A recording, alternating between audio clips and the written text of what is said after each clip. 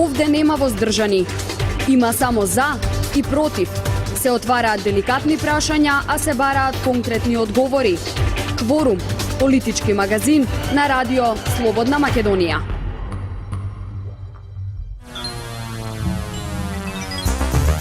Добар ден, почитувани слушатели. Неколку минути после 11 часот, јас сум Бојана Димитриевска, го слушате политичкиот магазин Кворум на брановите на радио Слободна Македонија. Денеска и официјално стартува кампањата. ВМРО-ДПМНЕ почнува со митинзи од Охрид, а опозицијската СДСМ стартува од Прилеп.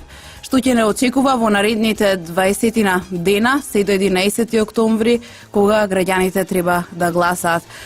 Во оваа емисија разговарам со поранишниот председател на Асоциацијата на приватни медиуми Виктор Грозданов и со мојот колега Љубиша Николовски. Добар ден и добре дојдовте, ви благодарам што ја прифативте поканата. Споменав, денеска стартува официјалната кампања, ќе не очекува навистина една машка битка, но каква реторика ќе гледаме се во овие 20 дена? Кои се вашите очекувања, Љубиша? Па без разлика што се создава клима дека ова ќе биде може една од најжестоките кампањи, јас мислам дека никогаш и претходно не биле поразлични. Од кога се сеќам, особено последниве 10-15 години, секогаш било здрава битка за победа, за доаѓање на власт или за останување на власт. Очекувам дека ќе биде така и сега. Од почетоците Македонија стално во некои големи одлуки, референдумски, од осамостојувањето намаму како да живееме во два света, кога треба да се решават битни, во наводници или без наводници, работи за Македонија, различни од оние што се соочува Запад. Очекувам да има и позитивна кампања, особено во ВМРО-ДПМНЕ од поодамна најавува дека има отче, дека има платформа, програма економска. Во последно време се вклучи и Социјалдемократскиот сојуз со своја програма.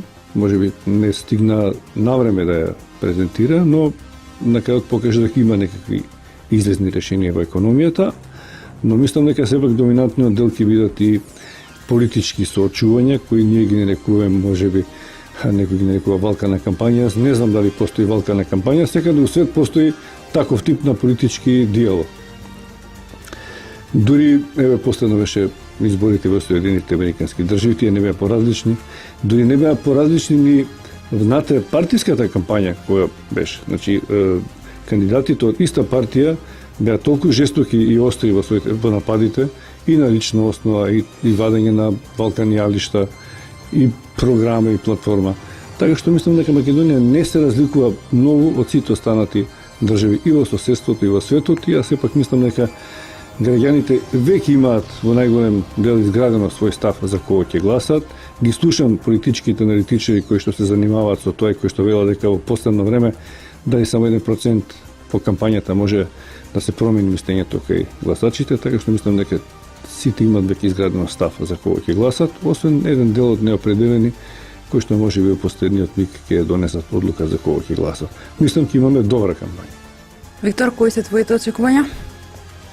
Па, очекувања во еден дел се сложувам со господинот Николовски. Точно е дека прво оваа кампања не трае 20 дена, иако денеска официјално започна, трае 2 години. ВМРО-ДПМНЕ иде на тоа што сме оствариле, што ќе оствариме, какви инвестиции водиме. Тоа е нивната реторика. Воглавном и ние сме дел од таа коалиција како Гром. Значи се работи на позитивистички пристап и имаме една ситуација во која што навистина е чудно како да одговориме на чудните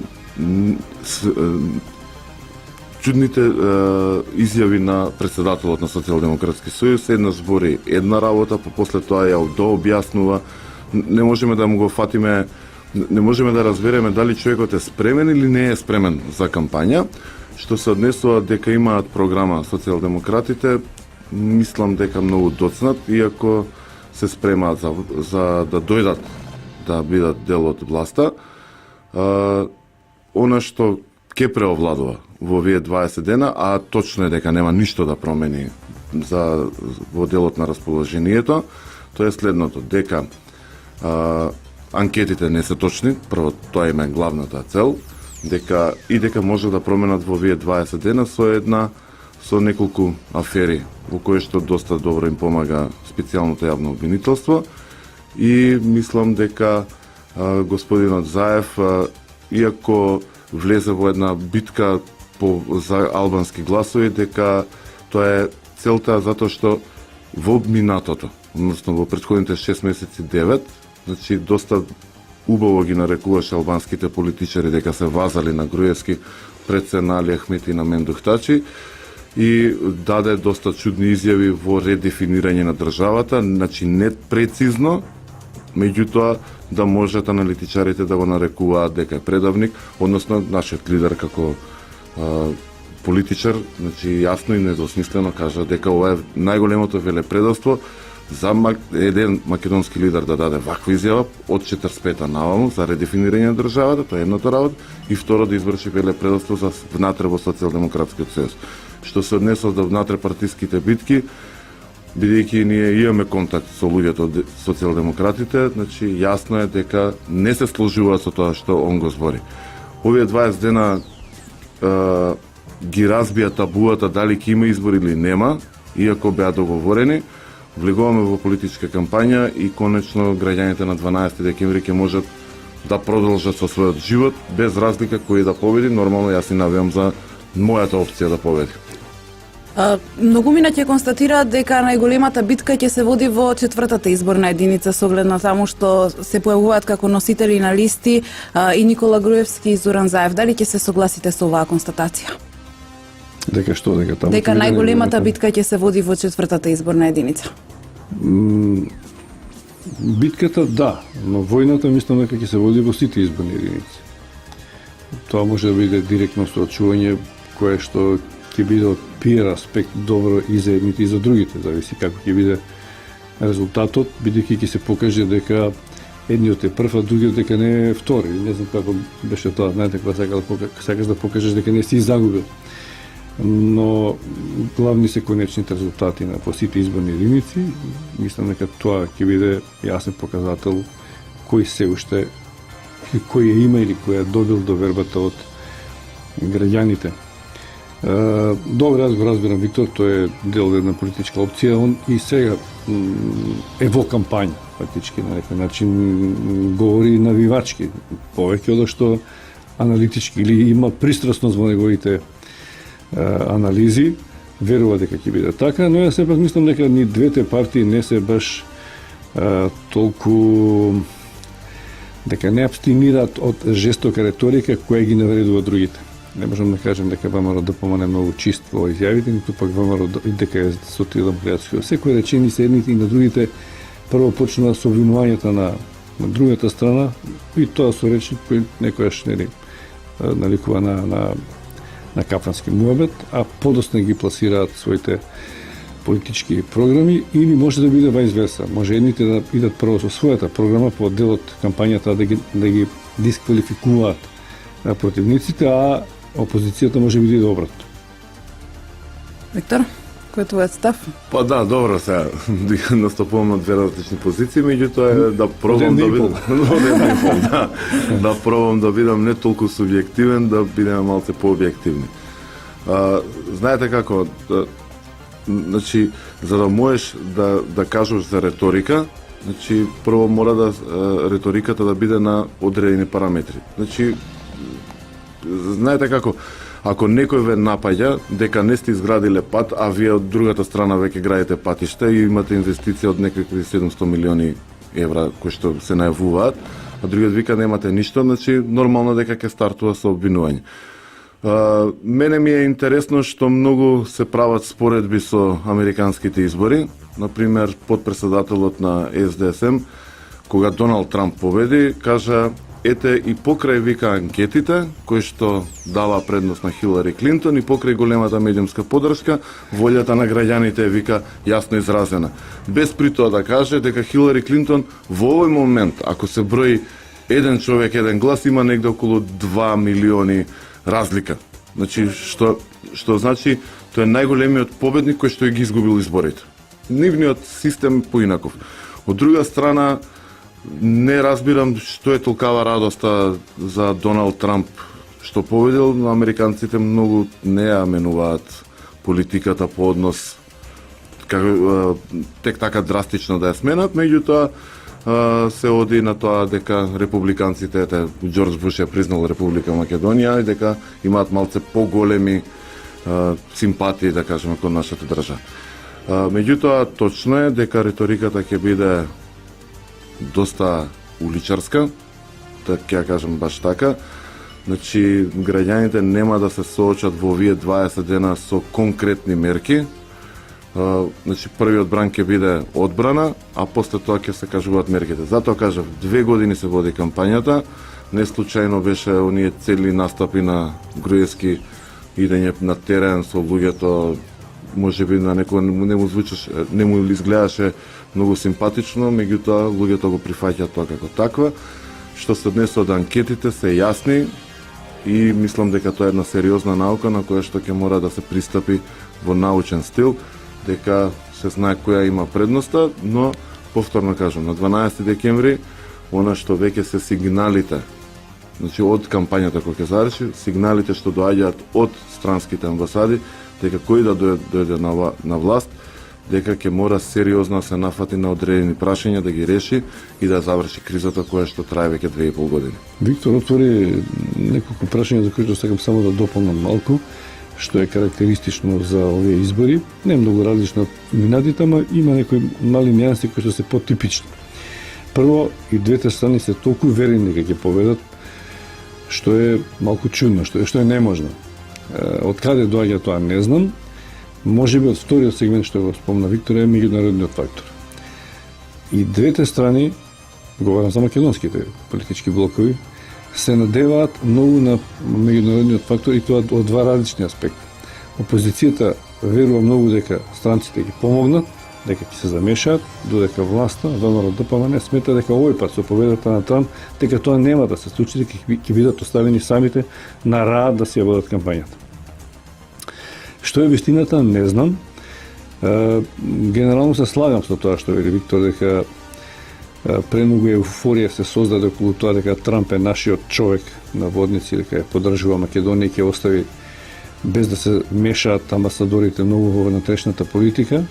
Не мислам така, дека тоа баш ќе се случи, дека сепак имаат некакво влијание и дека како едните и другите да имаат некој аргумент во ракавот што ние не го знаеме, оттаму може би храброста на Заев или не знам како да наречам, ако не е пресметаност од толку да се отстапува од некакви македонски гласачи на сметка на албански гласачи.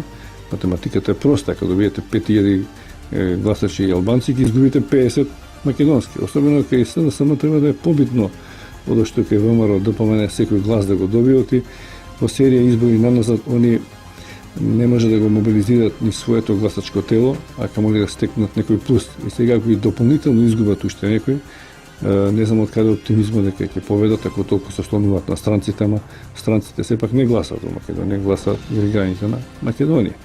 Може би им се ветува некакви идни коалиции за кои што се почесто се говори во јавноста, иако од политичарите тоа не сме го слушнале, повеќе така кулуарски муавети дека кој да победи нема да има победник и губитник, има првиот што победил, вториот и третиот, па повторно ќе се прави некоја широка коалиција, затоа што ја тераат Македонија по изборите странците не да се справува со своите внатрешни проблеми, туку да се врати на евроатлантскиот пат. Ако тоа се уште е консензус политички во Македонија, тоа ќе треба сите да го направат. И мислам дека најнетрпеливи во тој поглед ќе бидат и албанците. Албанците може да имаат важна улога во креирањето на идната политика во Македонија, како и секогаш, било како фактор на стабилност или фактор на дестабилизација, кој сака ќе гледа на тие работи, но она што сега Дуи го испорачува во кампањата звучи доста радикално. Дали е тоа типична предизборна реторика, не знам, но ги обврзува и двете македонски партии што ќе победат да на некој начин што повеќе исполнат од тоа што сега Дуи и СДСМ во кампањата го бара како право на албанците. Ако тоа биде ВМРО ДПМН, ќе биде многу тешко, ќе биде ставен во некоја непријатна ситуација во зид, да мора самиот да го исполнува тоа. А ако е омекната работата да влезат сите, натре можеби ќе биде полесно за нив. Ама како тоа ќе функционира, само Господ знае, бидејќи се покаже дека е оваа влада што е техничка за спроведување на изборите, не функционира баш најдобро, иако е дизајнирана баш заради тоа, да најдат начин како да се договарат да работат заедно. Меѓутоа не гледаме дека многу се договараат, напротив. Правиме тука една кратка пауза за реклами и се враќаме наскоро во студиото. Почитувани, останете на оваа фреквенција. Овде нема воздржани. Има само за и против. Се отвараат деликатни прашања, а се бараат конкретни одговори. Кворум, политички магазин на радио Слободна Македонија.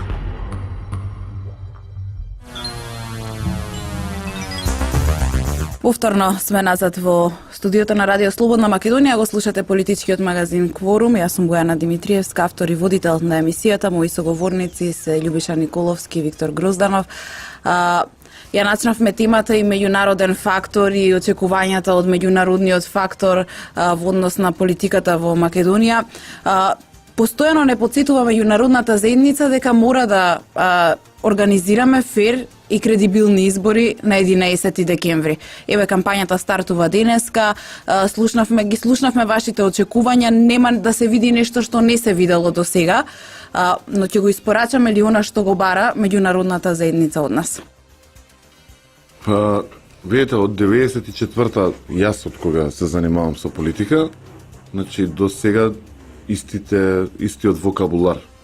Значи тоа е веќе проблем на самото општество. Чи нам само сега е кредибилни новиот збор? Не, исто, секогаш биле за кредибилни, фер избори и така натаму.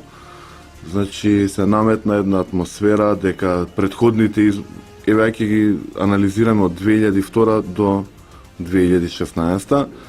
Значи во 2002 година, ако се сеќавате, во Тетово имаше еден стравичен инцидент во првиот круг, не знам во кој од селата, во Тетовско, каде што еден од амбасадорите искочи дека тоа се бандити и така натаму.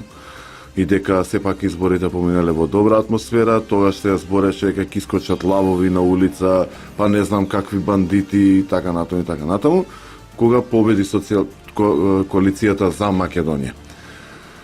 После тоа, значи, поразот во 2006 кажа дека се добри изборите, 2011 година Бранко Цренковски ги призна изборите и од тогаш нааму, значи сите изборни процеси се идеме на избори, не идеме на избори, украдени се гласови, не се украдени гласови, медиумите се корумпирани, па не се корумпирани и така натаму и така натаму. Значи кога збориме за кредибилни избори, значи они целат на тоа дека ВМРО ДПМН наводно краде 150.000 гласови, бидејќи разликата цело време толку, а као СДС имат се толку добри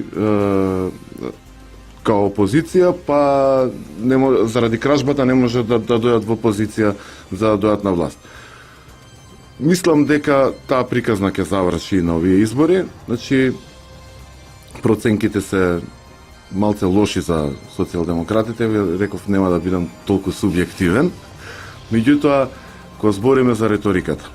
Риториката се наметна од еден лидер кој што прво не знае да се изјасни во тоа дали ќе враќа 15% од 18% на ДДВ или ќе врати 15% од вкупната сума на фискална сметка. Значи тоа самиот не знае да се изјасни.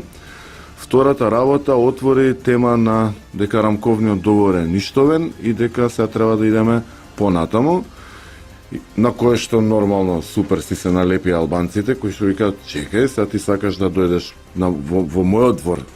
И они влегува во една националистичка реторика. Се надевам дека нема да дојде испорачување на националистичка реторика од страна на македонските партии, кои што до сега не им испорача на албанците, сега вака ќе биде. Значи, до сега беше као ние сме мнозинство, па као нешто ви попуштаме. Има работи кои што албанците ќе треба да ги испорачат на македонците, например, еве, да се расчисти кој кого киднапираше во 2001 година и што се случува со тие луѓе. Например, тоа е една националистичка реторика. Што се случува со Смилковско езеро? Дали рамковниот договор важи во Кичево, Гостивар, Тетово, Струга? Дали тамо македонците може да кажат стоп? каде што албанците јасно покажуваат дека кога се мнозинство малце по-комотно се однесуваат. Мислам дека не е време и дека не е начин да влегуваме во... Јас се зборам како разговараат обичните луѓе, како зборат луѓето кои што се чувствуваат загрозени. Мислам дека таа реторика треба да се отстапи, што се однесува зошто се бркаат албанските гласови, тоа е за да се компензира ликвидацијата на одредени членови на видни членови во Социјалдемократскиот сојуз, кој што многу нетактички ги ликвидира, она што можеш да го изанализираш дека тоа е коалиција за пораз и коалиција во која што би си го спасувам, односно си спасам собствената фотелја каде што јас удобно ќе седам во опозиција. Така тоа се чувствува. Например, Софија Куновска можеби принципиелно даде оставка од председател на градската организација заради влезот на Лиле Поповска или поради влезот на Драгиша Милетич, реагира одредени луѓе кои што, например, јас да бев на местото на Заев истото ќе оправив. Но веќе тука во албанската реторика имаат голем проблем. Значи имаат проблем со луѓето тука. Поставивте прашање кај ќе се води главната битка, вие викате во четвртка, ја не викам дека е тоа така. Главната битка ќе биде во изборната единица 1. Кој ќе победи изборната единица 1? Тоа значи дека буквално им ги дестимулирал сите надежи за во 2017 на локалните избори. Бидејќи кампањата што се води во овој момент во Скопје атмосферата победуваме од страна на опозицијата. Во другите места малце поразлично. Мислам, тоа го покажуваат расположението. Така да мислам дека имаме два слични кандидати, со една слична, да кажеме, со еден сличен ментален склоп. Тоа се Стево Пендаровски и Никола Поповски и мислам дека тука ќе биде главната битка. Истото прашање. Така и во однос на тоа дали ќе испорачаме кредибилни избори онака како што бара меѓународната заедница. Ја мислам дека им верувам на овој пат на лидерите на 4 политички партии, на Пазенскиот договор. Се додека не беа согласни сите, можеби ќе верувавме дека не е испеглано секако што треба, штом тие се согласија и штом во неколку емисии и на провокации дури опозицијата сметала дека се исполнети горе-доле тие велат на што модат на изборите, не се помести терминот уште еднашка, ние ќе имаме кредибилни избори. И мислам дека на крајот на краиштата тој што ќе изгуби ќе го признае поразот заради Македонија и заради сопствениот опстанок како политичка партија. Ќе имаме ли таков пример сега со оглед на тоа што на претходните избори никогаш тој што бил поразен не му честитал на победникот, него сме имале ситуација кога не се признавале изборите. Дали сега ќе биде како во случајот во Америка кога Хилари излезе и му честиташе на Трамп? Се надеваме дека ќе биде така. После 3 дена. Но имам забелешка на коментарите на Виктор, господин Грозданов, забелешка. Дополнување зошто во Македонија секојаш се сметало дека изборите не биле фер и демократски, стално имало забелешки од оној што губел на изборите и од меѓународниот фактор на некој начин. Никогаш експлицитно опсе не рекло не беа фер и недемократски, но имаше многу наследство во почетоците од 90-тите години наваму. Бројките кои што постојано се во оптек дека за 100-150 гласа има проневера, почна уште од почетокот, уште кога Социјалдемократскиот сојуз беше на власт, тоа го збореше ВМРО ДПМН за СДСМ дека го прави. Таа бројка ден денеска се прорекува. Ниедна гарнитура на власт не успеа да ја убеди народот, граѓаните и спротивната страна дека тој список е сосема чист и дека овие 100 до 150 гласа веќе не постојат. Тие се во некој клауд во облаци и стално висат над врат. И најчесто тоа се албанците од Косово или македонците од Мала Преспа, негде каде дојдени луѓе или незапишани, како никој да не сакаше да ги расчисти овие луѓе. Каде си дополнително што државата никогаш не водела сметка колку точно има луѓе надвор од државата. Затоа не успеа ни се расчисти ли сега оваа дилема? Ако тие велат дека се расчисти. Ако тие се надеваат дека на овој начин поблиску ќе биде до вистината, тоа ше нивна одговорност. Значи, бидејќи прифатиле некакви устови, ќе мора да ги признаат и резултатите. Но оттаму сакам да кажем и недовербата кај едните кај другите, и едните и другите знаат што правеле за да има таков избирачки список. Мислам дека странците ќе едва чекаат да се случи тоа, но мислам дека за нив е само еден чекор. Им верувам кога велат тоа е само еден чекор назад. Изборите не се решение на проблемите. Од изборите натаму е потешкиот дел, иако ние сме научени од пиер аспект да покажуваме стално кој е победник. А тешкотиите со кои што без разлика кој е на вас подоцна се соочува, како да ги ставаат под тепих, а ние граѓаните потоа живееме во постизборниот период. Сега е лесно, сега сите ветуваат се, сега сите градат, сите создаваат, пред избори се ветува се и се што, некој ќе даде отчит, некој не, меѓутоа подоцна ние живееме со проблемите со кои што не се решени. И со проблемите кои што ќе се оспоруваат да се решат, нели? Значи, точно е тоа господинот Николовски што го зборува, значи овие избори... Ај, Љубиша, да не биде господин. Љубиша. Се знаеме, колеги сме. Да, што го зборува, значи главниот проблем ќе настане на 12 декември. Значи тој што ќе создава владата, значи ќе се соочи со низа на проблеми, со исполнување на низа на договорени решенија. Например, еве јас од еден друг аспект, да кажеме од медиумскиот аспект, некако прашање, туку како една загадочна тема, значи викаат во рок од 6 месеци ќе се донесат законски решенија во кое што ќе се стабилизираат медиумите. Нели, бидејќи до сега биле корумпирани, биле на јамка на власта и така натаму, кај што СДСМ и јас и кога сум бил кај нив член, не можеше да разбере дека медиумите кај што им даваат пари, они таму трчаат. Нормално можеби треба да, не можеби, него мора да биде малце постабилизирана таа работа, меѓутоа ево во тие 6 месеци што ќе направат? Треба да се сменат 9 законски решенија. Значи не е едно, 9 кои што ги регулираат медиумите.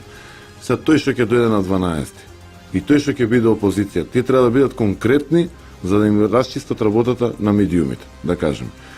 Еве луѓето плачат од извршители. Значи треба да ги смениш законите, треба да се договориш со извршителите. Иако нели викаат дека вчера мислам дека читав дека нема више блокирање без најава, него мораат и најави така натаму. Значи ви кажеме неколку прости примери, а да не збориме на ова што сега се отвори, значи како Пандорина кутија, што како ќе се договори, да се сочува националниот идентитет на македонците, а од друга страна албанците да мислат дека добиле нешто. Тоа е едната работа и третата, која што никој не ја споменува, тоа е што прават останатите. Турци, срби, власи и така натаму. Значи тие луѓе, роми, значи живеат, а е голема групација на луѓе.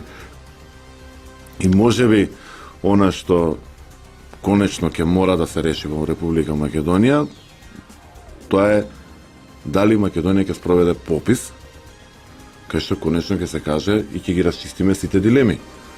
Значи, колку сме, што сме, значи пописот е и кој колку плата зима, и од економски параметри можеш да го гледаш, од социолошки, значи не само колку се македонци, албанци, турци и роми, значи од многу аспекти се прави попис.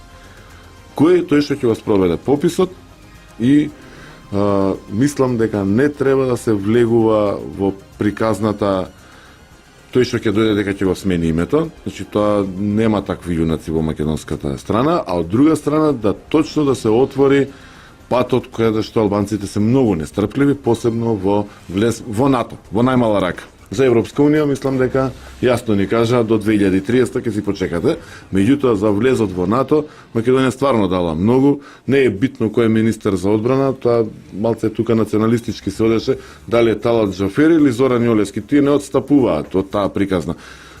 Така да, значи кој е министер за одбрана, он иде по таа линија. Меѓутоа тоа е се клучните работи кои што ќе мора да се решаваат. За она што ќе добијат албанците се споменува дека после овие избори албанците може да бараат место председател во парламентот. И што ти ќе го добијат? Еве логички, ќе го добијат и значи тоа се зборува како да тоа велепредавство. Имаат подпредседател на собрание, кога председателот на собрание не е тука, подпредседателот ги води седниците. Добро, да, председателот на собрание е трет човек во државата и така натаму. Значи, нели, кога председателот на државата не е тука или премиерот, тогаш председателот на собранието е клучен играч. Ама луѓето не разбираат. Што е тоа што ќе го добијат? Еве ќе добие председател на собрание и што е тоа што ќе ги задоволи? Мислам дека тоа обичните граѓани албанци многу и не ги интересира. Чекай, мислиш во однос на македонците, што патуваш порака на македонците, што ако Албанија стане председател на собрание, или им патуваш на албанците, што ако добиете вие председател на собрание, на кого е таргетот? На двете страни. Што ќе се добие? Јас те разбрав дека на двете страни. На двете страни. Мислам, што е тоа што толку ќе се изврши веле предавство? Што е, мислам, тоа треба политичарите многу јасно да го кажат. Значи се нудеше на Абдурахман Алити да биде председател на собрание. И тоа мислам дека со добар консензус ќе пројдеш, ако добро се сеќам. Значи, знаете како, проблемот малце вака со некакви факти. Господинот Љубиша повеќе ги памти. СДС е тој што никогаш не им даваше ништо на албанците. Значи проблемите се влече од 90-та, па 94-та, па 98-та. Доаѓа Љупчо Гергевски во МРДПМН као националистичка партија, опа се договара приватен универзитет, па не знам што и така. Па овие 2002 коалиција, ама нешто не им даваат на албанци. Доаѓа Никола Груевски, па они нешто попуштаат. Гледайте ги како факти, ќе видите дека тоа така. Правиме туку уште една кратка пауза за реклами и влегуваме во завршниот дел од разговорот. Почитувани, останете на оваа фреквенција. Овде нема воздржани. Има само за и против. Се отвараат деликатни прашања, а се бараат конкретни одговори. Кворум, политички магазин на радио Слободна Македонија.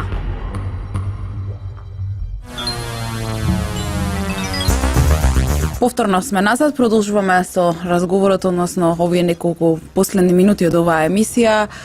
Би сакала, почитувани, ако може да поразговараме околу 6-та изборна единица, нееднаквоста на бројот на запишани избирачи по изборни единици, дали може да го загрози еднаквото право на глас и дали после оној што ќе биде поразен на изборите може одстапувањето во 6-та изборна единица да го користи како алиби. Кратко ќе одговорам, мислам не, затоа што единствениот човек кој што пред почетокот сакаше да го оспори тоа беше ДПА Итачи, подоцна се покаже дека не мислел толку радикално дека ќе ги оспори изборите. Беше направена комисија, не дојде до некое соодветно решение, се нудеа порадикални решенија за кои што немаше време или посеопфатни решенија, можеби тоа во иднина ќе се направи, но не само со шеската, треба корекции тоеш на целата карта, изборна карта, мапа на Македонија се направи. Не е разликата до таа мера толку голема за итноста од овие избори да ги поремети. Она што генерално може да се случи, бидејќи 6-та идентификуваме како изборна единица во која победуваат албанските политички партии, сепак овој пат ми се чини генерално албанците се предвидува дека ќе имаат неколку претеници помалце заради појавата на неколку политички партии, но мислам дека самите избори во шеска нема ништо битно да променат во кредибилност на изборите. Виктор ќе се согласи со Љубиша? Согласам со Љубиша. Значи, мислам дека повеќе во шеската би реагирале помалите партии албански, БЕСА и Унитети, но мислам дека и во петката дека ќе има исто негодување од страна на партијата за реформи на ДПА на Зијадин Село. Така треба да се земат и петка и шеска. Не гледам што толку драстично би се променило. Не е тоа да кажеме 50.000 гласови, мислам дека мало отстапувањето. Немаше потреба во овој момент да се прави редефинирање на самата изборна единица. Мислам дека тука не очекувам нешто посебно. Што се однесува до тоа дека ќе изгубат албанците пратеници, може би 1-2. Може би. Не верувам повеќе дека ќе изгубат. Зборам како бројка вкупна на албански пратеници. Дека овој пат може би дури за 94 македонски пратеници ќе се борат. Значи тоа е дури 4 повеќе. Или 4 помалку албански. 3 од 4 гласа. Но останува се види, се разбира. Па не, од 120 они генерално имаат меѓу 25 и 27, така да. Но до 24-5 може би. Значи 2-3 24-5, значи така да па македонските се 95. Мислам сега македонски се извинам, останатите 95. Сега да не бидеме да се пребројуваме тука. Доаѓа 11 декември, еве кажавме на почетокот, стартува денеска официјално изборната кампања, никако се ближиме до крајот, но дали ќе биде ова крај? Дали ќе заврши тука политичката криза и дали после 11 декември ќе се релаксираат малце односите и онаа напнатост и поделеност која постои во општеството? Прво, на овие избори ќе победат нашите, нели бидејќи секогаш нашите победат. Да ви кажем право, јас сум скептичен ако не се најде некакво компромисно решение, дека поделеноста во општеството ќе остане и ќе се зголемува. Значи, некој од партиите, веројатно тој што ќе победи, кој да победи, ќе треба да смени нешто во својот код, ако сака да ги помири и македонците, и останатите етнички заедници. Инаку ние може да тераме, ама не дека во секој општество нема такви поделби и во Грција, и во Албанија, и во Америка. Може би не во Германија, ама германците се друга сорта на народ, веројатно тие знаат да ги надминат разликите во интерес на капиталот и на државата и на народот. Ако сакаме да бидеме во некои работи единствени, ќе мора да се најде друг код на пристап, затоа што сите сме граѓани на оваа држава. И неопределените, и ВМРО-ците, и СДС-овците имаме една иста цел, подобро да живееме. Не може да живеат само едни подобро, треба сите да живееме подобро. Ќе надминеме ли кризата или ќе влеземе во уште подлабока криза после 11 декември? Па прво мора да има консензус дека оваа криза ќе мора да расчисти со едни господа од разузнавањето, кои што јас ги нарекувам дека се бандити, кои што се од 80-тите години, кои што имаат патолошка желба за контролирање на сите политички партии, кои што ја создадоа и ја предимензионира оваа криза. Значи, прво, и тука не македонците, зборам, сите граѓани на Република Македонија ќе мора да расчистат со нив, значи не да се оди по затвор или не знам какви работи, туку да се изолираат сите тие. Втората работа е дека ќе треба да се даде подршка на специјалното јавно обвинителство да ги заврши сите дилеми, значи да нема настапи со политичка реторика, туку да има настап на вистински јавен обвинител кој што ќе каже така кој што ќе каже тоа и да завршат тие процеси да видиме има кривци или нема кривци во целата таа работа. И третата работа е дека народски кажано да завршат кавгите по слави. Јас сум за ВМРО, ти си за СДС, ово е за Гром и така надолу, да не се расправат луѓето на слави, туку да земат и да си разговараат најнормални разговори. Те само луѓето на слави, него мислам дека и од најмалите, дури во училиштата имат и си ВМРО, и си СДС. Да, значи таа работа да заврши и да се почне да се оди понапред во работите, а не да се уназадуваме. Така тоа е моето лично мислење. Почитувани, ви благодарам што бевте дел од политичкиот магазин Кворум на Радио Слободна Македонија. Стартуваме една кампања, барем ние тука со позитивна мисла и со надежда дека се ќе се заврши добро. Вам, почитувани слушатели, ви благодарам што изминатиот час не следавте со внимание. Се слушаме повторно за 7 дена на истата фреквенција. Денеска е 21 ноември 2016 година. Техничка реализација Дине Вучков, продукција Радио Слободна Македонија. Уредник и водител Бојана Димитриевска. Пријатно до слушање. Овде нема воздржани. Има само за и против. Се отвараат деликатни прашања, а се бараат конкретни одговори. Кворум, политички магазин на Радио Слободна Македонија.